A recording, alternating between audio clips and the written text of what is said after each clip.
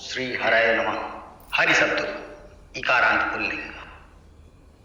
हरि हरि हरयः हरिं हरि हरि हरिणा हरिभ्यां हरिभिः हरये हरिभ्यां हरिभ्यः हरे हरिभ्यां हरिभ्यः हरे हरियो हरिणाम हरौ हरियो हरिषु हे हरे हे हरि हे हरयः।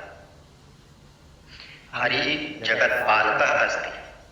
हरि क्षीरसागरे शेषशय्यां शेते। हरिम् अहं तरौ अपश्यम्। हरिं जनाः दण्डेन ताडयन्ति। हरिणा हिरण्यकश्यपः हतः। हरिणा हरिः गृहीतः। हरये चणकान् आनय।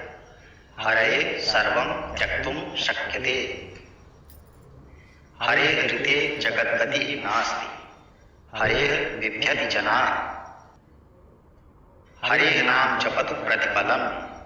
हरेः भार्या लक्ष्मी अस्ति। हरौ हि स्नेहः कर्तव्यः। हरौ प्रह्लादस्य श्रद्धा आसीत्। हे हरे त्राहि माम् एवं देवाः वदन्ति। हे हरे अस्मभ्यं स्वभक्तिं प्रददातु। प्रारम्भे एकवचने एव अभ्यासं कुर्वन्तु। एवमेव सरलवाक्यानाम् अभ्यासं कुर्वन्तु। जयतु संस्कृतं जयतु भारतम्।